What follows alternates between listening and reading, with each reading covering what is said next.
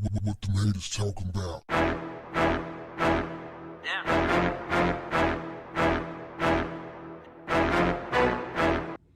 What's up, family? Daz Dillinger's ex-girlfriend, Kenya Ware, told her side of the story about what happened on the night that Tupac was shot and ultimately died in Las Vegas on September 7, 1996. She said that she went to Vegas with her girls and they get there and there are no tickets. She was supposed to be meeting Suge and the whole Death Row crew, and Suge was supposed to leave her tickets. She got there, no tickets. So Suge said, look, I ain't got the tickets, but I got you for the after party at my club. Listen, meet me in the VIP and we all gonna roll out. So she said that when it was time to roll out, she saw Pac, and Pac didn't have a vest on. And she asked him, why you ain't got no vest on? And he's like, well, we at home. She said that he felt safe. He felt like they were going to Suge's club, so it wasn't gonna be any problems. He felt safe. So fast forward, she says that she goes to the, she's hanging around waiting for the crew. They all take off, and they go to the club. But they leave Pac and Suge behind because, they're taking too long or whatever. So they take off. She gets inside the spot and she sees security rushing out. So she says, I'm being nosy, so I'm getting suspicious. So she says she turns and she peel out too. She jump in her car, she peel out, and she follow everybody.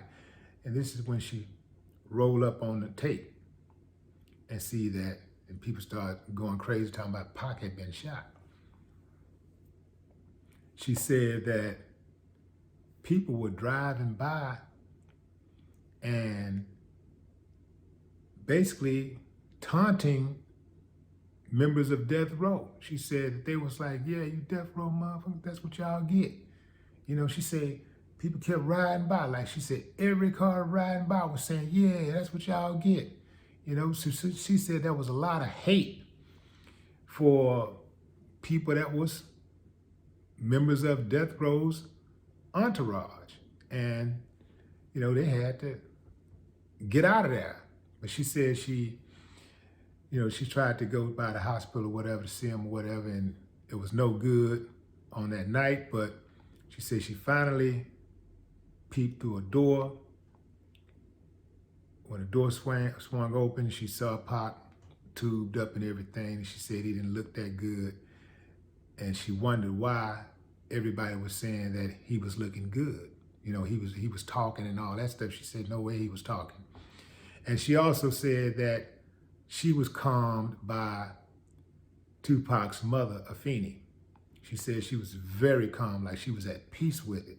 And she said that settled her down.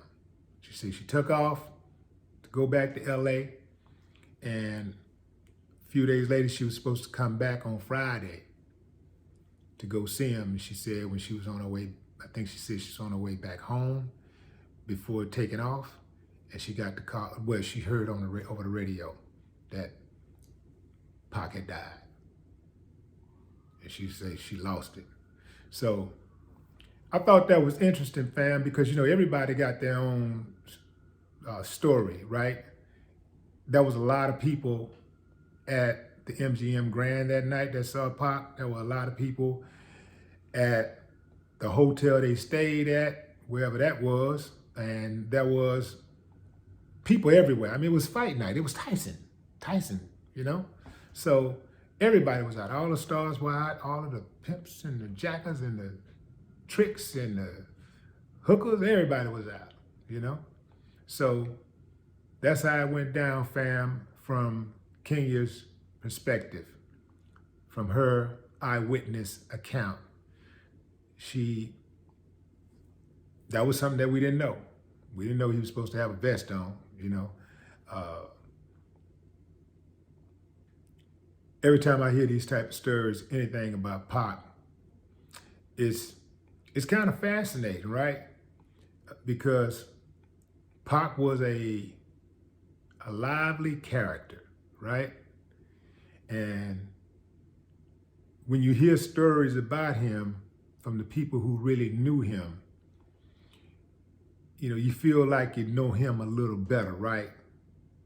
And the thing about Kenya was that she seemed to be very protective of Pac.